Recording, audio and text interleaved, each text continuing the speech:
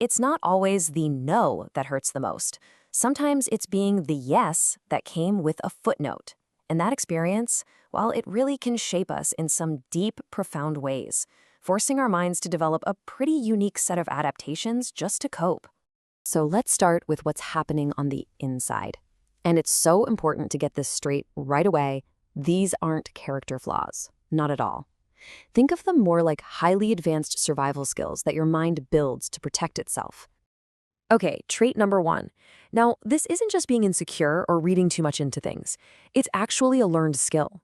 If you've ever felt yourself being slowly pushed away by someone, you know what I'm talking about. Your brain becomes this incredibly fine-tuned instrument, picking up on the tiniest shifts in emotional weather. It's a defense mechanism, plain and simple.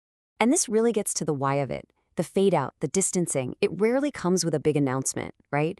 It happens in the quiet, in the pauses, the texts that take a little longer to come back. Your brain learns to listen for that silence because that's where the real message is. So naturally, that leads right to this next adaptation, a fierce sense of independence. I mean, think about it. If emotional support has been a maybe, something that's not always there, your brain logically concludes, you know what? I've got this. You stop expecting people to show up for you, not because you're pushing them away, but because you've learned that being self-reliant is the only thing you can 100% count on. And that's the absolute key here. This isn't about a rejection of connection. It's a crisis of trust. Someone with this trait might love it when help is offered, but they're never, ever going to build their life around the idea that it'll stick around. Experience has just taught them it can disappear in a flash. Okay, so now let's look at how these internal gears start to turn on the outside. This is where those patterns really start to show up in how we deal with other people. If you look at something like attachment psychology, this makes perfect sense. If you feel deep down like you're replaceable, a subconscious strategy kicks in. Becomes so useful, so giving, so absolutely indispensable that nobody would ever even think of replacing you. It's a strategy to secure your spot by making yourself essential. And the logic behind this is it's kind of heartbreaking, really. Love doesn't feel like a given. It feels like something you have to earn over and over again. So the overgiving, that becomes the price of admission they feel like. They have to pay just to stay in someone's life. And this one goes hand in hand with the overgiving. It's this quiet, humming anxiety in the background that at any moment you could be swapped out. So to prevent that, what do? You avoid arguments. You say it's totally fine when it's really not. You shrink your own needs down to almost nothing to be as easy and low maintenance as possible. Anything not to give someone a reason to walk away. And let's be super clear about this.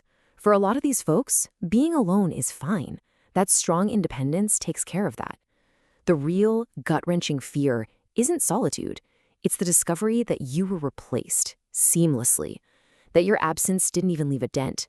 But, and this is so important, this story is not just about the hard stuff. It's not all pain and fear, because the very same experiences that create these difficult adaptations also forge some incredible and often totally overlooked strengths. Just think about it for a second. When you have had to navigate disappointment after disappointment by yourself, you develop this incredibly strong emotional core. These are the people who can take a hit, stay calm in a real crisis, and just keep going when everyone else is falling apart. Why? Because they've had a ton of practice. And it's not a flashy, look-at-me kind of strength either. It's quiet. It's internal. It's a fortitude that doesn't need an audience because it's just part of their operating system. Now, when you've been burned by affection that's hot one day and cold the next, your brain starts to value a completely different kind of currency. You know, big, passionate gestures, they start to look a little cheap if they're not backed up by reliability. What becomes priceless is consistency. And you can see that shift right here. The focus moves away from chasing those temporary highs, the intensity, the excitement, and toward building a stable foundation. It's about safety. It's about daily effort. It's about stopping the chase for a spark and starting to value the steady flame. And really, it all boils down to this, that one big, dramatic moment of being picked. It means so much less than the 1,000 small, daily choices of someone deciding to show up for you. For them, loyalty is what love looks like in the real world. So that brings us to the million-dollar question, right? When you lay all these traits out, the hyper-awareness and the overgiving, but also that silent strength and the deep value placed on loyalty, what are we looking at? Are these wounds or are they weapons?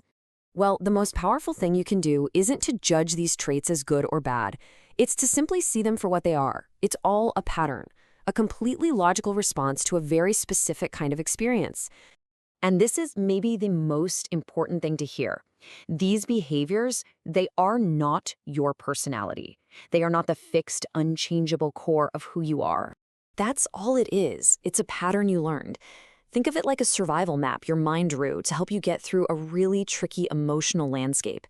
And the amazing thing about a map is, once you learn to read it, you can understand it. And that is everything. The moment you see the pattern, you can finally move from self-blame to self-compassion. It lets you understand the why behind what you do.